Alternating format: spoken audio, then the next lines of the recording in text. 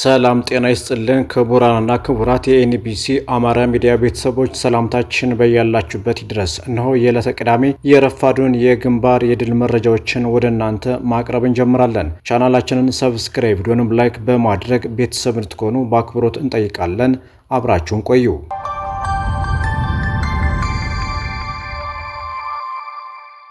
ሰሞኑን በፋኖና በአገዛዙ ኃይል መካከል ከባድ ፍልሚያ እየተደረገ ሲሆን ፋኖ በተለመደው የድልና የድምሰሳ ጉዞ ላይ ይገኛል። በላስታ ድብኮ ቀጠና በተፈጸመ ደፈጣ ጥቃት ከ8 በላይ የአገዛዙ ወታደሮች ሲገደሉ ከ15 በላይ የሚሆኑት ደግሞ መቁሰላቸው ተገልጿል። የአማራ ፋኖ ብሔራዊ ኃይል አፋባ ወሎ ቤት አማራ ላስታ ሳምኖ ኮር ስር የሚገኘው እሸት ክፍለ ጦር ተወርዋሪ የፋኖ ኃይሎች በተከፈተ የደፈጣ ጥቃት የብልጽግና መራሹ መከላከያ ሰራዊት ላይ ከባድ ሰብአዊና ቁሳዊ ኪሳራ ደርሷል ተብሏል። በላስታ ሳምኖ ኮር ስር ከሚገኙት 7 ክፍለ ጦሮች ውስጥ የሚገኘው ግዙፉ እሸት ክፍለ ጦር ቃኞች በዘመቻ መምሪያው አርበኛ ኮስትር አሸንፍና በክፍለ ጦሩ አዛዥ አርበኛ አያናው እኔው በመሩትና ባስተባበሩት የደፈጣ ጥቃት ኦፕሬሽን ባደረሱት መብረቃዊ ምት ባንድ አይሱዙ በሁለት ሲኖና ባንድ ካሶኔ እግረኛን ጨምሮ ከላሊበላ ከተማ ወደ ጋሸና ከተማ ሲጓዝ በነበረው የብርሃኑ ጁላ ሰራዊት በድብኮ ቀጠና ዳቦ ከተማ ጊዮርጊስ ላይ ደፈጣ በመያዝ ግንቦት 29 2017 ዓ.ም ከነጋቱ 11 ሰዓት ጀምሮ ደፈጣ በመያዝ ከነጋቱ 12 ሰዓት እስከ ጠዋቱ 2 ሰዓት ከ10 ለ1 ሰዓት ተኩል ያክል በፈጀ ኦፕሬሽን የአርበኛ እሸትና የአርበኛ ሰማኝ የመንፈስ ልጆች ተወርዋሪዎች ፋኖች ከ8 በላይ ሞትና ከ15 በላይ ቁስለኛውን አስታቅፎት በሁለት አምቡላንስ ይዞ ወደ ላሊበላ ከተማ ተመልሷል ብለዋል። የብልጽግና ወንበር አስጠባቂ ሰራዊት ላይ የደፈጣ ጥቃት የተፈጸመው ግንቦት 27 2017 ዓ.ም በተከዜ ክፍለ ጦር ጥቃት ደርሶባቸው አስከሬናቸውን በሙጃ ዴንሳ ድልብ ጋሸና አድርገው ወደ ላሊበላ ከተማ እየመጣ የነበረውን የአንድ ሚኒሻና የአንድ ፖሊስ አስከሬን እንቀበላለን ብለው በተንቀሳቀሱ ኃይሎች ሲሆን በደረሰባቸው ከባድ ቁሳዊና ሰብአዊ ኪሳራ በመናደድ እንዴት የአንድን ሚኒሻና የአንድን ፖሊስ አስከሬን ለመቀበል ሲባል ይህንን ያህል ጉዳት እናስተናግዳለን? ከዚህ በኋላ እንደ መከላከያው እዛው የማይቀበር ከሆነ ከዚህ በኋላ የማንም ሆዳም የብልጽግና ካቢኔ አጃቢ አንሆንም በማለት ቅሬታቸውንና ምሬታቸውን ያቀረቡ ሲሆን ዳቦ ከተማ ላይ አስከሬናቸውን ሲሰበስቡ በአቅራቢያው ገለባ ተሸክሞ እያለፈ የነበረ የ3 ልጆች አባት የሆነውን አቶ ንጉስ ደሴ የተባለውን ግለሰብ ገለባውን አስወርደው አቃጥለው አንተ ፋኖ ነህ እያሉ የደበደቡ ወደ ላሊበላ ከተማ ወስደው አስረውታል። መዳረሻው ድልና ነጻነት የሆነው የአማራ ሕዝብ የህልውና ተጋድሎ ተጠናክሮ ይቀጥላል ሲል የአማራ ፋኖ ብሔራዊ ኃይል አፋባ ወሎ ቤት አማራ ላስታ ሳምኖ ኮር ቃል አቀባዩ ገልጿል። በተመሳሳይ የአማራ ፋኖ ብሔራዊ ኃይል አፋባ ወሎ ቀጠና ንጉስ ሚካኤል አሊ ኮር ስር በመደራጀት ላይ ያሉ አህዶች ዙፋን ጠባቂ ሰራዊት ላይ በደፈጣ ድል መጎናጸፋቸው ተገልጿል። ንጉስ ሚካኤል ስር እየተደራጁ ያሉ የሻለቃ አህዶች መካከል ሴዲ ሻለቃ ደቡብ ወሎ ዞን ከለላ አካባቢ የአገዛዙ ዙፋን ጠባቂ ሰራዊት ላይ በወሰደው የደፈጣ ጥቃት ከ10 በላይ ሞትና ቁስለኛም ሆነዋል። የፋሽስቱ አገዛዙ ዙፋን ጠባቂ ባንዳ ሰራዊትና አስፈጻሚ አመራሮች ላይ የሚወሰደው እርምጃ ተጠናክሮ የቀጠለ ሲሆን ሰሞኑን በንጉስ ሚካኤል አሊ ኮር ስር እየተንቀሳቀሱና እየተደራጁ ያሉ አህዶች ብርቱ ትንቅንቅ በማድረግና ጀብድ በመፈጸም ታላቅ ድል እየተጎናጸፉ እንደሆነ ነው የተገለጸው።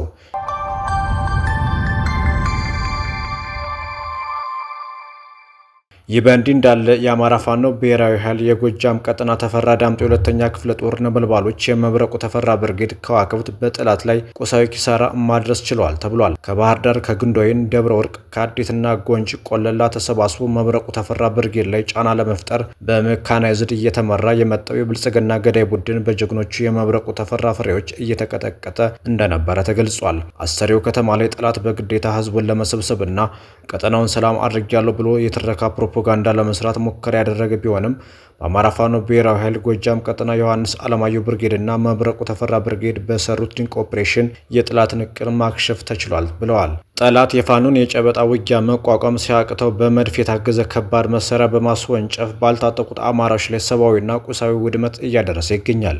በዚህም በአማክሱስ ማርያም ቤተክርስቲያን አገልጋይ አንዲት መነኩሴ እንዲሁም በከብት ላይ ጉዳት አድርሷል። ትናንት አንሻራዋ ጥቁር እንጨት አካባቢ እስልምና እምነት ተከታዮች የአረፋ በዓልን ለማክበር ደፋ ቀና በሚሉበት ወቅት አንዲት ሙስሊም እናት ከ22 ዓመት ልጇ ጋር እንዲሁም አንድ ወንድ 43 ዓመት የሚጠጋ ሙስሊም በድምሩ 3 የእስልምና እምነት ተከታዮችን አውጥተው ረሽነዋል ብለዋል ምንጮቻችንም። ሌላው የጎጃም አገው ምድር 3ኛ ክፍለ ጦር ጊዮን ብርጌድ ባንዳ ሚኒሻ ላይ እርምጃ መውሰዱን መዘገባችን የሚታወስ ነው። በትናንትናው ዕለት ከረፋዱ ኦፕሬሽን በተጨማሪ ድጋሚ ከሰዓት በተመሳሳይ የጊዮን ብርጌድ ክንደ ነበልባሎቹ መብረቁ ሻለቃ ከቀኑ 9 ሰዓት ሰከላ ወረዳ ግሽ አባይ ከተማ ደፈጣ በመያዝ ከግሽ አባይ ከተማ ወደ አሮጌው ከተማ ባይሲዙ መኪና ተጭኖ ሲጓዝ የነበር ኃይል ላይ መብረቃዊ ጥቃት በመሰንዘር ከ10 በላይ የወራሪው ኃይል የተደመሰሰ ሲሆን ቁጥሩ ያልታወቀ ጠላትም ቁስለኛ መደረጉን ምንጮች ገልጸውልናል።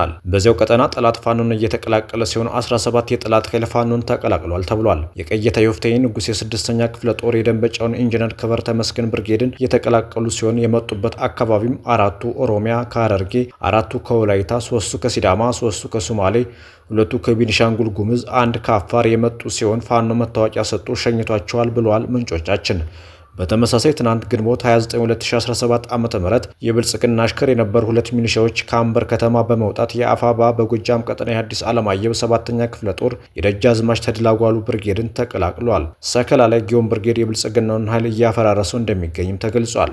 በትናንትናው ዕለት 3 የአገዛዙ ወንበር አስጠባቂ አባላት አገዛዙን በመክዳት ጊዮን ብርጌድን ተቀላቅሏል። ከአገዛዙ የከዱት አባላት ዕድሜያቸው የ16 እና የ17 ዓመት ህጻናት ሲሆኑ ከተለያየ የመዝናኛ ቦታና ከትምህርት ቤት አፍነው እንዳመጣቸው ይናገራሉ። ህጻናቱ ከኦሮሚያና ከአማራ ክልል ታፍሰው የመጡ ናቸውም ተብሏል።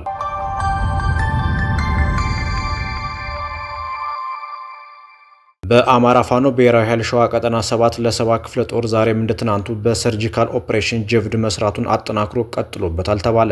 የአማራ ፋኖ ብሔራዊ ኃይል ሸዋ ቀጠና 7 ለ7 ክፍለ ጦር ዘመቻ መምሪያ ኃላፊ አርበኛ አበባው ዘለቀ የደመላሽ ሻለቃ ቃኞችን ይዞ ብልጽግና እግሩን ዘርግቶ በሚያስተዳድርበት መንዝ ጌራ ወረዳ ሰርጎ በመግባት አንድ የስርዓቱ አገልጋይ ሚኒሻ ከነ ጥቁር ክላሹ በማውጣት መሳሪያውን ለክፍለ ጦሩ ገቢ ማድረግ ተችሏል። ይህ ኦፕሬሽን ያስደነገጠው መሃል ሜዳ የሰፈሩ የጠላት ኃይል ከፍተኛ ድንጋጤ ውስጥ ገብቷል ሲል የአማራ ፋኖ ብሔራዊ ኃይል ሸዋ ቀጠና 7 ለ7 ክፍለ ጦር የህዝብ ግንኙነት መምሪያ ገልጿል።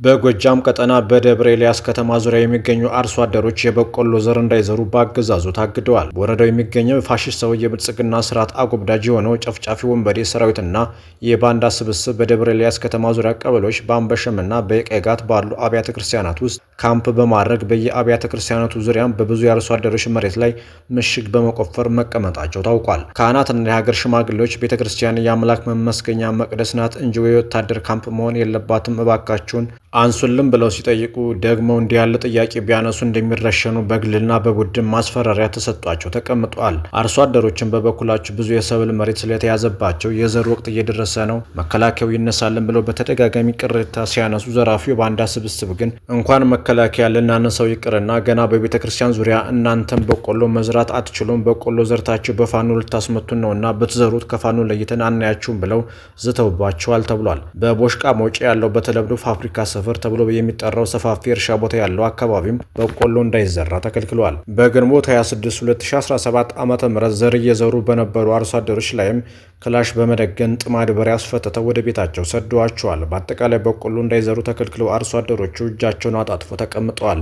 ይህ አማራ ጠል ስርዓት በዚህ መልኩ የዘር ወቅትን በማዛባት በተጠና መልኩ ምርታማነትን በማሳጣት ህዝባችን በድህነት እንዲወድቅና በረሃብ እንዲጠፋ አንድ የአማራ ህዝብን የማጥፊያ ስትራቴጂ ያለውን እየተገበረ ይገኛል ሲል የበረኛው ቀስተ ደመና ብርጌድ የህዝብ ግንኙነት ኃላፊ ፋኖ ዘላለም ዘሪሁን መረጃውን አጋርቶናል።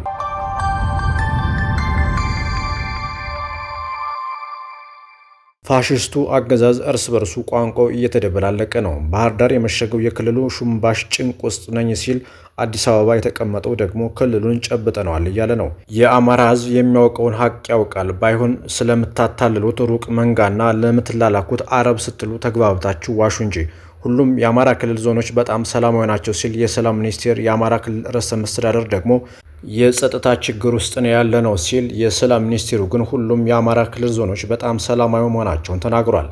የአማራ ክልል ርዕሰ መስተዳደር በባህር ዳር ከተማ በተካሄደው ውይይት መድረክ ላይ ባደረገው ንግግር በአማራ ክልል ለተፈጠረው ግጭት መፍትሄ እንደሚያሻም ገልጿል። የሰላም ሚኒስቴር መሐመድ እንድሪስ በበኩሉ በአማራ ክልል ከ2 ወረዳዎች ውጭ ሁሉም ወረዳዎች በመንግስት ቁጥጥር ስር መሆናቸውን ከፋና ጋር ባደረገው ቃለ መጠይቅ ተናግሯል። በአማራ ክልል ካሉ 265 ወረዳዎች ውስጥ የመንግስት መኖር ሙሉ ነው ብለን መናገር የማንችልባቸው አንድ ወረዳ በከፊል ሌላ አንድ ደግሞ ከከፊል ከፍ ባለ መልኩ ነው ሲልም ተደምጧል። በ265 ወረዳዎች መንግስት ራሱን መትከል ችሏል ብሎ ህዝብ የሚያውቀውን እውነት ሸምጥጧል።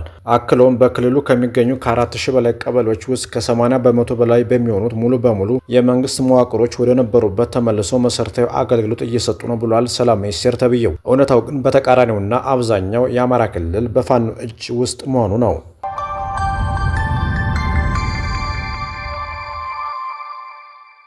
እኔ ትራምፕን ባልደግፈው ምርጫውን ይሸነፍ ነበር ሲል ኤሎን መስክ ገለጸ። ኤሎን ጥሩ ግንኙነት ነበረን፣ አሁን ግን እንደዛ የሚቀጥል አይመስለኝም በማለት ፕሬዚዳንት ዶናልድ ትራምፕ ተናግረዋል። የአሜሪካው ፕሬዚዳንት ዶናልድ ትራምፕ ከቀድሞ አማካሪያቸውና ደጋፊያቸው ከሆነው የዓለም ቁጥር 1 ቱጃር ኤሎን መስክ ጋር አለመግባባት ውስጥ ገብተዋል። በማህበራዊ ሚዲያዎቻቸው ኃይለኛ የቃላት ጦርነት ውስጥ ናቸው።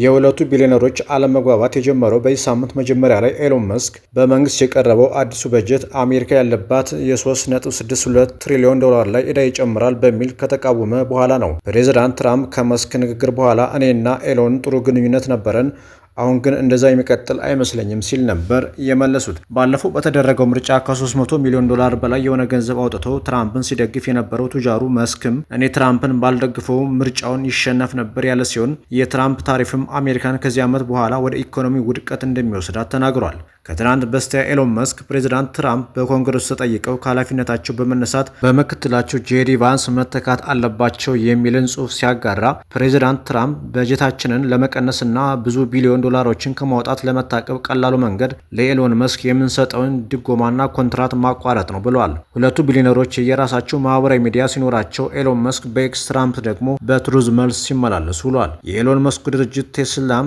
ካለመግባባቱ በኋላ የአክሲዮን ዋጋው በ14 በመቶ የቀነሰ ሲሆን በታሪኩ ከፍተኛ የሆነውን የ150 ቢሊዮን ዶላር የገበያ ዋጋም በአንድ ቀን አጥቷል። ኤሎን መስክ ከ129 ቀናት በኋላ ባለፈው ሳምንት ከተሾመበት ኃላፊነት የለቀቀ ሲሆን ኃላፊነቱ የመንግስትን ብክነት መቀነስ ላይ ያተኮረ ነበር። ከቀናት በኋላ መስክ በማህበራዊ ሚዲያው የቀረበው በጀት የአሜሪካን ዕዳ የሚጨምር ነው፣ የምታጸድቁ ሰዎች ማፈር አለባችሁ ካለ በኋላ ፕሬዚዳንት ትራምፕ ስለ በጀቱ ከማንም ሰው የተሻለ ኤሎን መስክ ያውቃል፣ ድንገት ተነስቶ ችግር መፍጠሩ አናዶኛል ብለዋል። መስክ አዲስ ፓርቲ መመስረት አለበትም የሚል ሀሳብ እያቀረቡ ናቸው።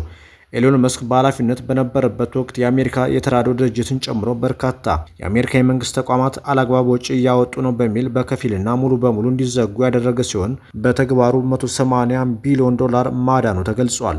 የሁለቱ ሰዎች አለመግባባት የአሜሪካን ፖለቲካና ኢኮኖሚ ወደ ሌላ አቅጣጫ እየወሰደ እንደሆነም ተመላክቷል።